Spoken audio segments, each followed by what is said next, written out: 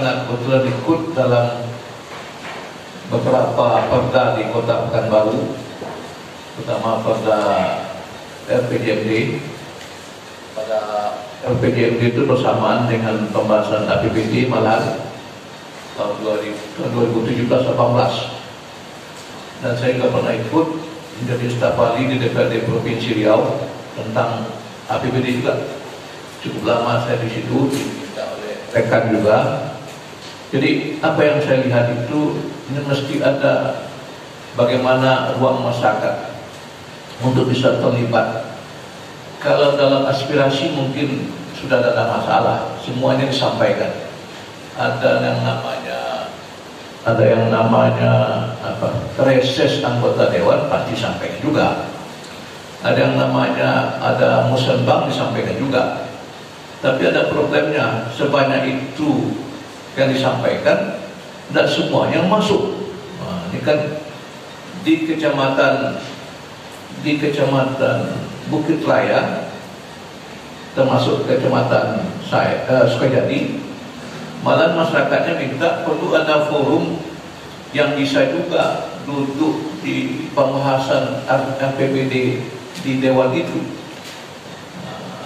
Itu mungkin ada caranya, mungkin bagaimana ada forum bisa duduk hearing katanya dalam dengar pendapat untuk bisa masyarakat berpartisipasi secara langsung. Karena dalam Undang-Undang 12 2011 pasal 96 itu ada ruang untuk masyarakat berpartisipasi, itu perintah undang-undang. Tapi bagaimana cara berpartisipasi disebutkan di sini, ada hearing, ada reses, macam-macam. Yang penting itu mungkin tatap mukanya itu dengan dewan manusia itu adalah opsi pembahasa itu. Mungkin tidak semuanya masyarakat, cuma ada perwakilan. Ini yang mungkin belum sampai ke DPRD. Untuk bisa DPRD mengundang tokoh-tokoh masyarakat pada level kecamatan untuk juga bisa hearing. Bukan hanya tokoh-tokoh yang pada level kota saja.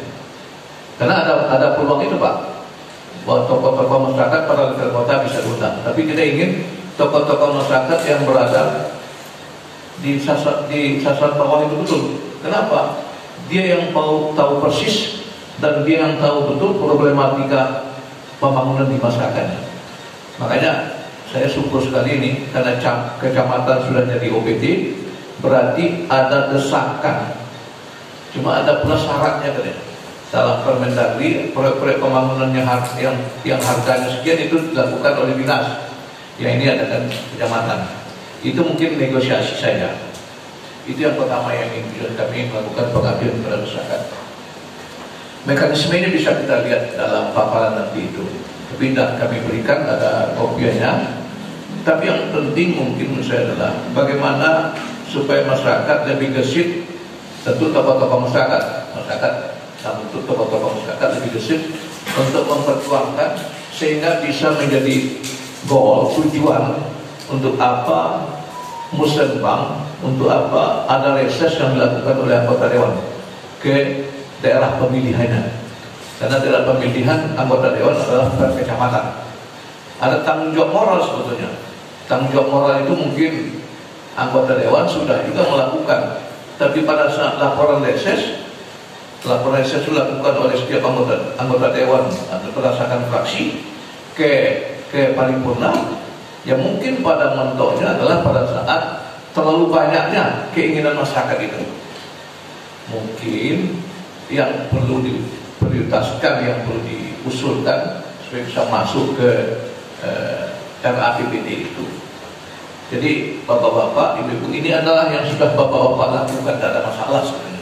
Cuma mungkin persoalan kegesitan saja. Kegesitan maksud saya adalah bagaimana dia bisa secara intens diperjuangkan. Bukan hanya menyalurkan aspirasi saja, tapi juga perlu tatap mukanya dengan pembuat kebijakan pada saat formulasi kebijakan itu dirumuskan. Jadi malah di Kecamatan Sukajadi dulu ada tokoh masyarakat mengusulkan supaya kita buatlah forum tokoh masyarakat kecamatan yang bisa juga diundang oleh DPRD untuk masuk. Kalau ada 12 kecamatan, ya mungkin 6 kecamatan 1 kali healing, 6 kecamatan, 6 kecamatan. Tapi itu komitmen DPRD lah. Nah, makanya kalau ada itu nanti yang diusulkan, kami juga membuat rekomendasinya dan kami publikasikan. Memang publikasinya hanya sampai untuk pada tataran unit sosial. Mungkin kita ingin, tapi biasanya kita kasih kecamatan dulu ya. Nanti kita kasih kecamatan rekomendasi apa yang perlu di. Jadi ini adalah tuntutan berantai, maksudnya. Saya merasakan juga di kecamatan saya di kecamatan Pakoyan Damai, terasa juga itu. Ini kok lama betul yang jalan ini dilakukan pengaspalannya. Ini kok paliknya kok lama betul. Ada lagi yang problem, ini kok tidak dikerjakan. Waktu di Bukit Raya, yang di depan awal cross itu, kalau ada banjir, yang dipanggil pertama itu camat. Padahal itu bukan otoritas camat sebetulnya. Tapi karena dia mengatakan ini wilayah kecamatan Bukit Raya, camat yang panggil. Padahal itu jalan nasional. Malah itu tanggung jawab PU pusat malah. Tapi kok camat yang jadi? Nah, itu kan. Kalau diusulkan dulu ke tingkat pusat sudah diusulkan, tapi problemnya di masyarakat adalah yang tahu masyarakat adalah camat. Nah, ini kan jadi makanya saya bilang tadi camat gelisah jadinya. Sedikit ada persoalan camat, padahal itu ada urusan-urusan yang tidak camat mengerjakan, tapi ada instansi di atasnya. Mungkin saja Pemko, mungkin saja Pemprov, apalagi nasional. Jadi apa maksudnya? Makanya tidak Undang-Undang 23/2024 sudah dibagi habis kewenangan itu. Kewenangan sudah dibagi habis tentang kewenangan konkuren itu. Ini kewenangan camat, ini kewenangan Pemko, ini kewenangan provinsi, ini kewenangan nasional. Tergantung lagi nanti. Jadi apa yang saya katakan, dulu kalau Pak Wisnu mungkin saya paham, Undang-Undang 5/74 dulu memang camat semuanya, dia penguasa tunggal. Tapi sekarang kan sudah dibagi kewenangan itu. Ada daerah kabupaten kota, ada provinsi, ada nasional gitu. Tapi sekarang, makanya saya bilang camat ini tidak bisa tidur nanti ini, tidak bisa tidur. Kebetulan adik saya juga camat 4 kecamatan dulu Pak. Pak Sudin tahu tuh, Risman Mustamak tidak tidur-tidur ya. Mulai dari Pekanbaru Kota, pindah ke 50, pindah ke Lumbai Pesisir, pindah ke Swedani. 4 kecamatan jadi camat dalam periode kepemimpinan wali kota Pakamai. Saya bilang bisa tidak tidur, iya tidak tidur. Kenapa? Sedikit ada problem camat, ada problem camat. Padahal itu ada instansi lain yang punya otoritas di situ. Tapi yang masyarakat kan tahunya camat. Nah itu jadi problem. Makanya ada kelebihannya sekarang Undang-Undang 23/2014 itu sudah memberikan otoritas camat untuk membuat program sendiri termasuk APBD. Makanya sekarang agak longgar sedikit, tapi tetap juga yang namanya camat untuk melakukan urusan pemerintah umum itu. Nah, ini urusan pemerintah umum yang lebih lebih tekan lagi. Apalagi masalah, jadi kalau ada pilkada, ada pemilihan umum, kesatuan bangsa, camat juga semuanya. Itu mungkin yang saya ingin sampaikan ke Bapak Ibu. Problem yang kami lihat dari kecamatan, karena kebetulan skripsi mahasiswa kami yang diuji dalam mendapatkan sarjana banyak sekali nulis-nulis yang berkenaan dengan itu, urusan pemerintahan umum, macam-macam lah. Camat melakukan urusan pemerintahan umum, pada camat itu dia melakukan pekerjaan sendiri, dia belum selesai. Ini nggak masuk urusan pemerintahan umum, ketertiban, sara dan segala macam itu. Apalagi di daerah sulit, itu lebih sulit lagi camat untuk melakukan itu. Sedangkan di daerah yang tidak sulit, masih sulit, apalagi daerah sulit perbatasan. Ini jadi problem sendiri. Itu mungkin pengantar dari saya secara umum Pak Ibu. Nanti secara teknis Ibu Ruli, tapi tidak terlalu lama karena sudah ada di paparannya. Kami ingin forum ini, karena kami katakan adalah prinsipnya FGD, Focus Group Discussion, lebih terfokus.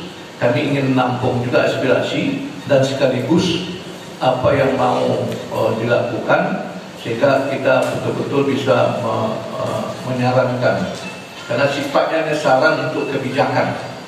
Tidak mutlak harus diterima tentunya, tapi saran ini penting. Jadi mudah-mudahan dengan kehadiran kami dari dosen ilmu pemerintahan FISIP Undi, mudah-mudahan Undi sudah dapat tempat di masyarakat karena dia merupakan pengabdian kepada masyarakat.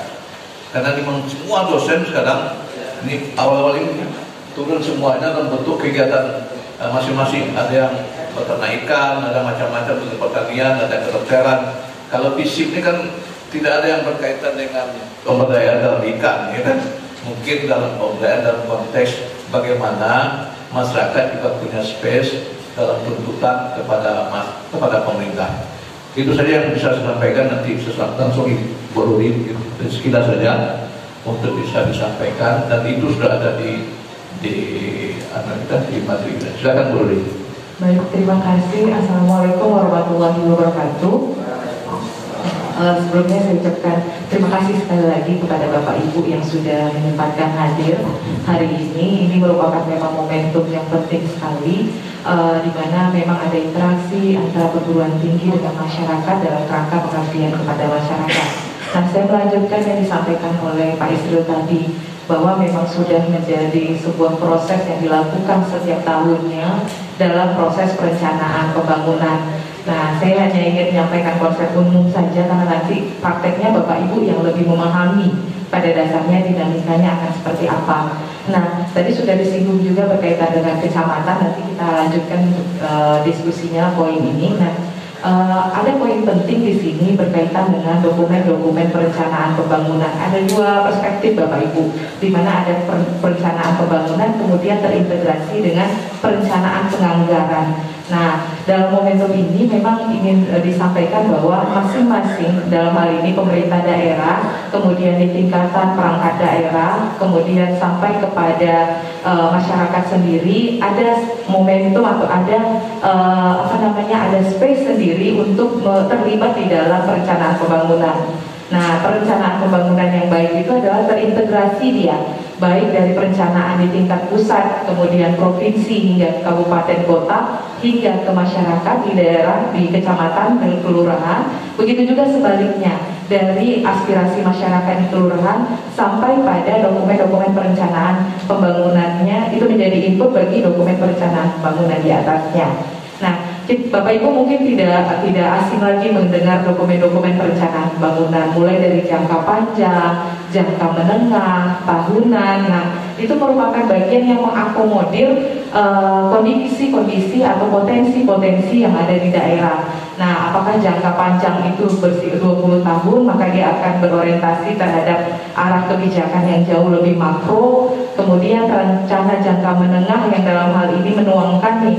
Nah, ini poin pentingnya Pak dari perencanaan pembangunan yang perlu untuk kita diskusikan bersama. Bagaimana kepala daerah pada saat dipilih nih, pada saat pilkada mungkin yang di beberapa wilayah lainnya yang akan melakukan serentak di Desember 2020 ini, itu bagaimana kepala daerah menuangkan janji-janji politiknya ke dalam dokumen perencanaan pembangunan. Apabila kepala daerah terpilih, maka dia harus menunaikan janji politiknya itu di dalam dokumen perencanaan pembangunan. Nah, itu akan tertuang di dalam dokumen RPJMD.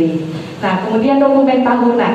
Nah, dokumen tahunan ini atau biasa disebut RKPD, nah itu menuangkan lebih spesifik lagi. Kalau yang jangka panjang makro, maka RPJP lebih mikro. Bapak Ibu terlibat di dalamnya. Kenapa? Karena ada momentum musrembang sebagai bagian dari tahapan penyusunan dari RKPD itu sendiri atau yang tahunan. Nah, tapi ada poin pentingnya, selain dari dokumen perencanaan di daerah, ada lagi dokumen perencanaan pembangunan di tingkat perangkat daerah. Nah, ini kerangkanya lebih teknokratis dia, di mana pada dasarnya masing-masing OPD itu sudah menyusun program-program yang akan mereka lakukan. Nah, di samping dengan dokumen-dokumen atau usulan-usulan program kegiatan yang ada di masyarakat. Nah, di dokumen perencanaan pembangunan yang di perangkat daerah ada 2 dokumen. Nah, dokumen Renstra dan Reja. Nah, ini dia dokumen Renstra, dia adalah bagian yang mengakomodir lagi secara teknis visi misi dari kepala daerah terpilih yang dalam hal ini menjadi bidang atau spesifikasi dari perangkat daerah itu sendiri. Kemudian ada Reja, rencana tahunan.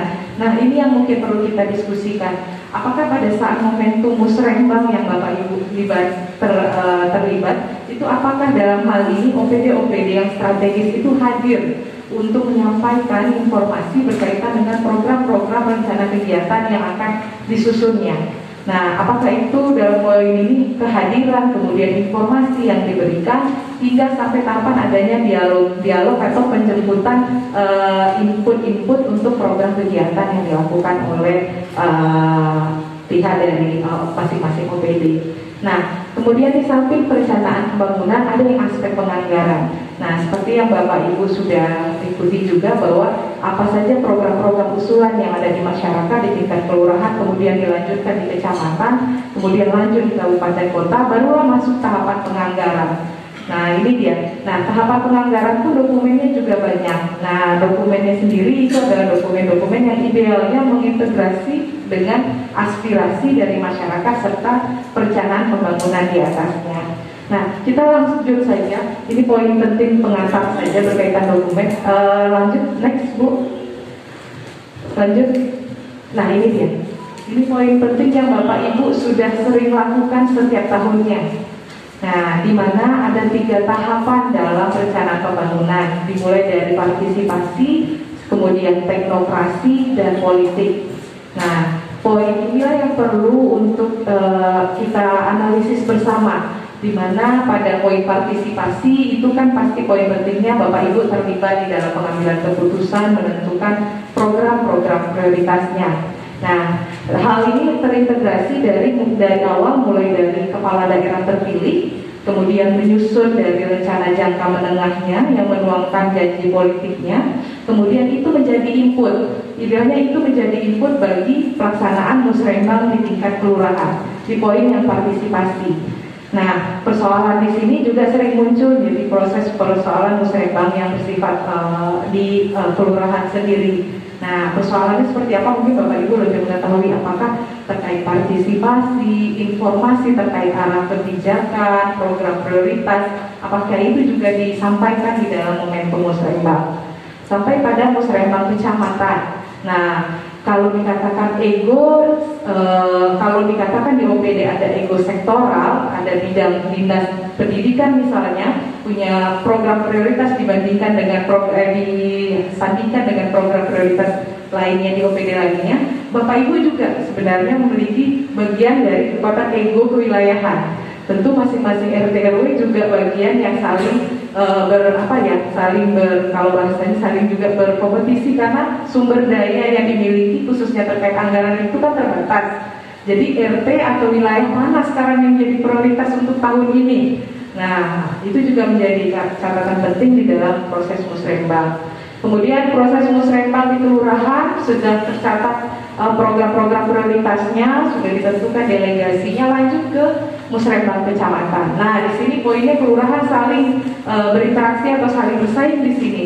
Mana dalam hal ini yang menjadi program-program prioritas sampai pada musrembang kabupaten kota. Sedangkan di tingkat OPD sendiri sudah melakukan diskusi dialog berkaitan dengan forum OPD sendiri. Nah, ini ego sektoral yang muncul di sini.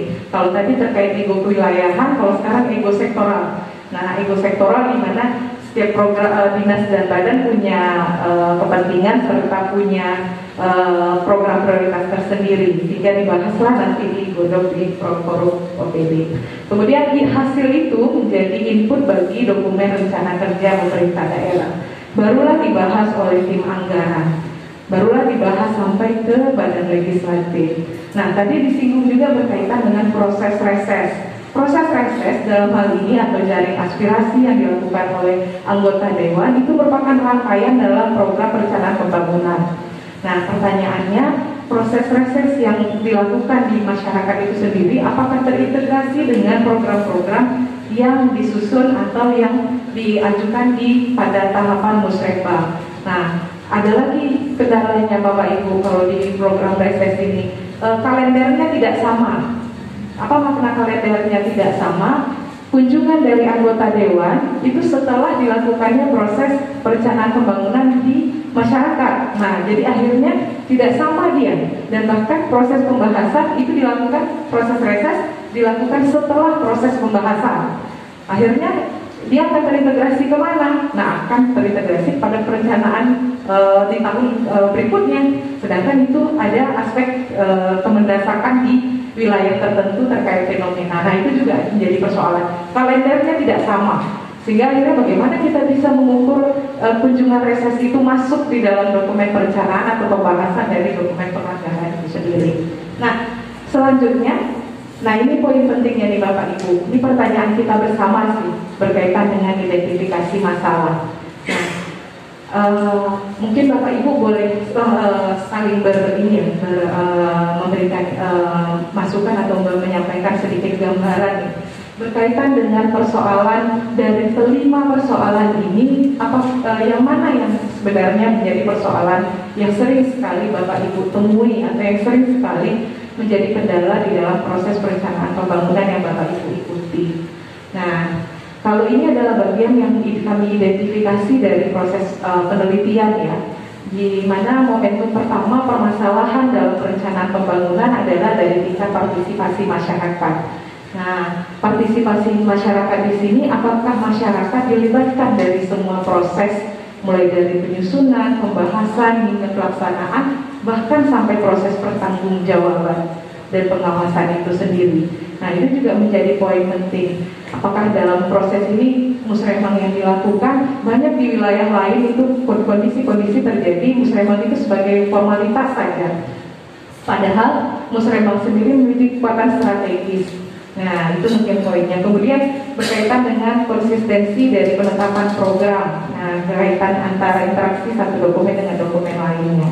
Kemudian ada ego sektoral, ego kewilayahan. Apakah itu baik? Pada dasarnya kalau itu output akhirnya adalah demi kepentingan masyarakat bersama, kemudian juga untuk penyelesaian permasalahan di masyarakat, itu adalah baik. Nah, tetapi juga dalam hal ini itu menjadi sebuah problema masalah juga, karena ego sektoral akhirnya tidak berorientasi juga terhadap penyelesaian atau persoalan-persoalan yang ada di tengah masyarakat.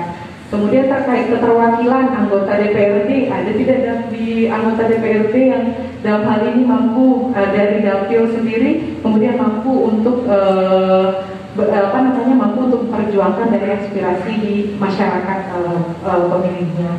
Kemudian ada bagaimana mekanisme mengawal usulan. Nah, mungkin di sini Bapak Ibu silakan, mungkin kalau Bapak Ibu ada terkait identifikasi masalah ini bisa berbagi informasi terkait kondisi yang terjadi di lapangan atau kondisi yang terjadi di sekitar kita.